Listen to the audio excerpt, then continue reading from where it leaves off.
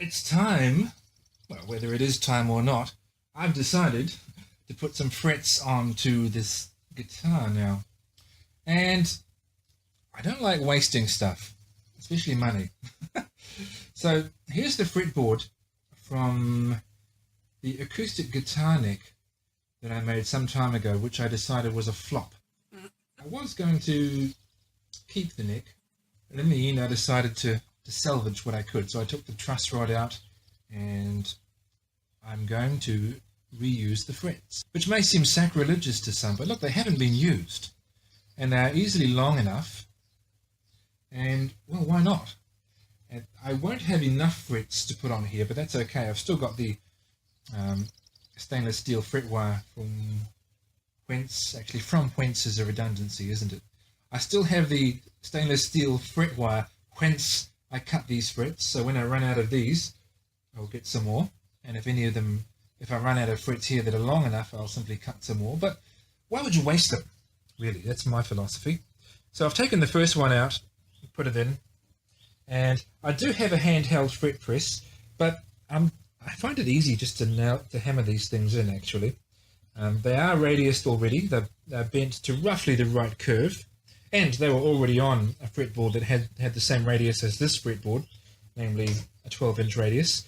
So I'm happy just to tap these in. Seems to be in fine. And as you can see, it's certainly long enough, a little bit too long, so I'll be filing off the ends there. This came from an acoustic guitar, and the fretboard was bound, which may account for the frets being a little bit longer. So I'm just going to go through here one by one, taking the frets off carefully with these.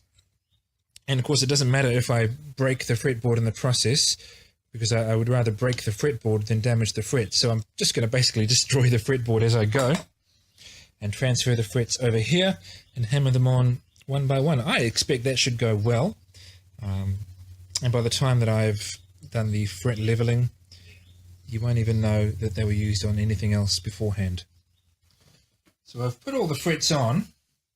I had to cut a few extras for the top frets, and they're all slightly longer than they need to be, which is good. You don't want them shorter than they need to be, of course.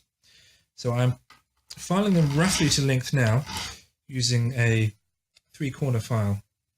Now this is something I can't do for the very top frets. You can see you'll never get a file over the edge there, and there would be difficult as well. So I'm going to get another tool in the near future which is going to help me with that, and that's a rotary tool. Dremel make a famous one, but there are lots of others as well, and you can get a diamond cutting head, so you can precisely cut the ends off the frets, and that's what I'll do. Yeah, that would make my life much easier. Fretting, it's very satisfying. The result looks good, but it's quite an involved part of guitar making, I'm discovering. Haven't done it many times because I haven't completed any guitars. I've worked on several necks. But of all the tasks involved in guitar making thus far, I find fretting to be the most laborious. So, on with the labour. Well, I have acquired the rotary tool. I'm having so much fun with it, I've almost done all the frets. I almost forgot to show you. I've even cut partly into that top one. Then I stopped. Actually, no, I stopped because this is the second disc that I've put on. The first one has now been reduced just to that. They don't last forever, or even all that long. I mean, they are stainless steel frets though, so I imagine it's pretty heavy work for them. Alright, so there's just a few little ends to cut off. Right, stop yabbering. Start demonstrating.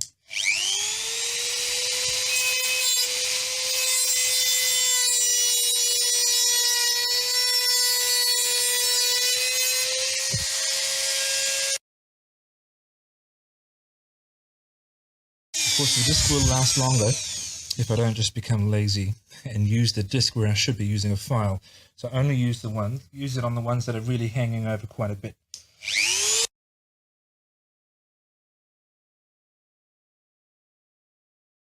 Okay, well, obviously you get the idea. So I will just now go along each side and make sure there's nothing obviously hanging over, and then I'll come back with the file and show you what I do with that.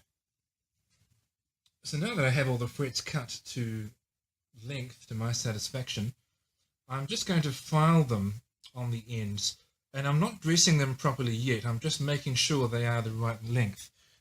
I can do this with a little bit more precision with a file. This is actually a fret leveling file from Crimson Guitars, but I mean, a file's a file. You can use it for any kind of flat filing on frets.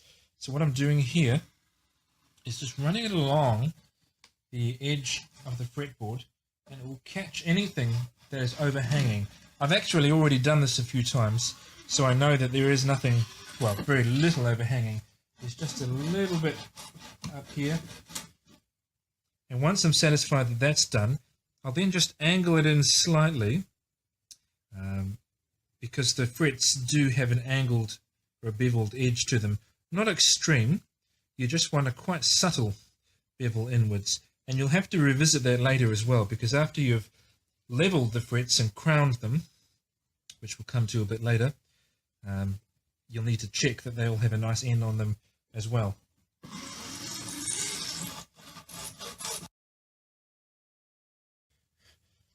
Alright, I'm not sure how well you'll be able to see it from where you are there, but all those frets have now a nice bevel on the end of them. So I'll just go and do the same down the other side of the fretboard, which I haven't touched yet, and then we'll go to leveling the frets. As some of you will have guessed, and because I probably mentioned it in an earlier video, I'm going to do some fret leveling, which is when you file the tops of the frets to bring them all to the same level. And not that I would actually damage the fretboard with the file, but I don't want to get steel filings all over the fretboard, which might scratch it. Now that the frets are on, it's much more difficult to sand the fretboard, so I want to avoid making any marks on it. And I will leave those on until I've done all the fretwork. And the principle here is very simple. You just take a file, in this case it is a Crimson Guitars fret leveling file, and you just, well, I guess first of all, just out of interest I suppose, I will sit this file, which has a very straight edge, on top of the frets, and you can just see with one or two they're a little higher than the others. Generally they're not too bad. There's actually only one fret I can see. It's really markedly sticking up above the others. That's the 21st fret, had to count there. Is it 21st? No, I think it's, no, the 20th fret. Maybe I'll give that a couple of taps with the hammer just to make sure it is in properly. And then I'll get filing. Let's get leveling.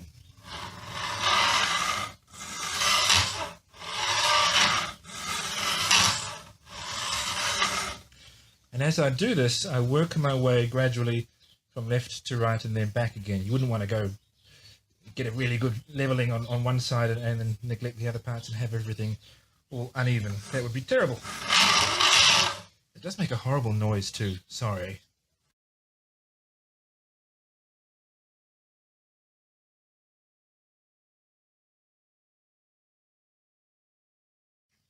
Now, the newer frets, i.e. those higher up, are having more taken off them than the older ones, which you wouldn't expect. They are a little bit higher on the whole, because these ones have already been leveled on the previous guitar.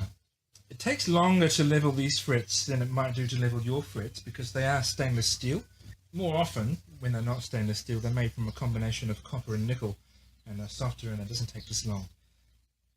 Filing stainless steel is just, well, harder work. I've now got the frets looking reasonably level. Now I've brought you down to this level, you'll probably spot that they're not. No, they look pretty level, and they look like that all the way across. So the file is just touching each one pretty much to the same extent. So I've gone down with the file sitting on the left, in the center, and then on the right, and they all look quite well leveled to me. And I didn't just use the file as well, because some people use fret sanding as a method, and that's pretty much like sanding the radius onto the fretboard, where you take your radius sanding block and sand the frets. And I did that after I'd done the filing, because filing is more aggressive and will take more material off than when things are looking pretty good. You take to it with the sanding block. That's what I did anyway, and I'm reasonably happy with that result. So what you need to do now is crown them. Now, why do you need to crown them, and what is it? Let me see if I can give you a good view. Not really. It's a bit difficult to do that. Okay. I can see it with my eye, but this camera really isn't designed for such things. Oh, you can kind of see it, but not very well. That one there you can see quite well from this angle. Originally, these frets were quite rounded on top. They had a hump there. Now, as you can see, that's quite flat on top, because I've just leveled them all. And so they have a level top, which means that if I were to fret a note, hold the string down there, the string wouldn't be cut off in the middle. It would be cut off at the edge of that flat section, which is not how the fretboard is set up to work. So my intonation would be off. I wouldn't be fretting quite the right note. So what I have to do now is crown the frets, which means file them so that the pick is back in the middle where it should be. And I'm going to do this as follows. Just bear with me. So one permanent marker, and I will go down the whole fretboard and put a mark on the flat part of the fret on top. So that mark is reasonably wide at the moment because, well, as far as frets are concerned, it's a relatively wide mark. It occupies the whole flat space. And then, I won't mark them all just now, I'll just mark the one and show you what I'm going to do. I won't actually do it just now because I've only got one hand. I'll be coming at it with my three-cornered file, and each of the corners is ground flat so that I won't be digging too much into the fretboard, although I'm leaving the tape on, better safe than sorry. And I'm going to file, so I will sit the file on there like that, and file it as such, and then do the same that way, so that I'm basically filing the fret into a triangle, into a peak along the middle, thus restoring the peak in the middle of the fret where it should be. And you can tell that it's done because that black line will be a very thin line just along the middle of the fret, which is where you want to be fretting your note. And that is what it means to crown frets. So, I'm going to crown the frets.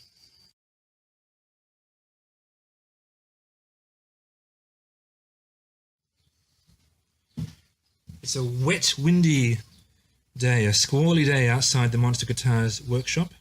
Not too loud though, so that shouldn't interfere with this video. Well, the good news is I've finished crowning all the frets. As I say, it's not my most enjoyable part of the process, and it does take a while with stainless steel frets. Stainless steel anything just takes longer and it takes more effort, but it's done. Now I'm going to dress the ends of the frets. And here's where, again, this file from Crimson Guitars comes in handy. You see, it has that rounded over edge with no teeth on it, which is great for as a second cut file for crowning the frets because it won't scratch up your fretboard. But the other side's also really handy, where the teeth are ground off, but it's flat. So that is a right angle on each side. And the reason that's useful is if you took that curved edge and tried to dress the frets, rounding them over that way, you wouldn't be filing the part of the fret that's sitting right flush against the wood. You'd miss it. This way, and you've got to be careful that you don't scratch the fretboard, of course, you can get the whole fret right down to the wood. So that's really useful for that. So all I'm doing, you'll recall earlier that I went along with the flat file and beveled the edge of the frets. So we're already part of the way there. I did replace one of the frets because it wasn't sticking in very well and it just felt loose and was annoying, so I took it out and replaced it and beveled that one. But all I'm doing now, which one was I working on? It doesn't matter, I'm just demonstrating. Is just going along each fret one at a time, making, without too much effort, without getting carried away and damaging the fretboard, making sure that there is a nice, pretty much uniform bevel on each fret. And then I'm, as I said before, rounding them over that way. And that's it. That's the dressed fret. The only purpose of dressing the end of the fret is so that it looks nice and it's comfortable to play. You're not going to scratch your fingers on the end of the frets. And that's that. So I will do each one of those and then come back to you and show you the next step. There are more steps, but not many of them. The first one is that I will sand these frets now with some 320 grit sandpaper, just to get the light scratches out that remain from the filing process. I've already done these 3. Okay, now for the final step in preparing these frets, and I have the eye protection on, and this is something I've never done this before. I've dressed and crowned frets before, but I haven't done this. So I've got here some cutting compound, the same that you would use on a car paint finish, and I've got my rotary tool out, and what this will do is it's like really fine sanding, basically. I mean, I could go a step further and use cream polish afterwards, but there's really no need for that. I will on the paint, on the clear top coat on the guitar body, but not on the frets. So let's see how this goes. Experimentation, really. And actually, I can see it is going to go flying. I'm just going to pause you for a bit and cover up the guitar body, just so that little bits don't get splattered on it. Right, I've just hastily taped down some plastic bags over the guitar body, that'll do, just to stop anything landing on it.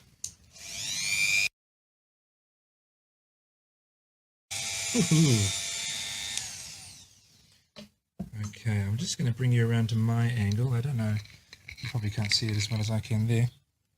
That's the one I have done, that's the one I haven't. And that's clean, and it's sanded very finely, but it's really not, and I could get carried away and do that for a long time, get every little possible visible mark out of it, but that's nice. Feels nice too, very nice. And that one doesn't feel bad because again I've sanded it finely, but that's like it came out of a shop. So I will do that to all of these frets, reapplying as needed the cutting compound to my buffing tool. So we're nearly there with the polishing. Just one thing I've picked up along the way is that I am finding it better to not put polish on the buffer and then turn it on, because stuff does go flying everywhere. Instead, I'm just applying it now to the frets themselves and then basically polishing it off. And that is less messy. There's still a little bit that goes flying, but not a lot. The test throughout this whole process to know whether or not things are working well is to touch as you go. And basically, if it looks and feels great, then it is as it should be, because that is the purpose of what you're doing here. I am going to declare victory on this fretting job. It's done. They are in, they are leveled, they're crowned, they're dressed, and they are polished, and they look and feel good. So let's get this tape off.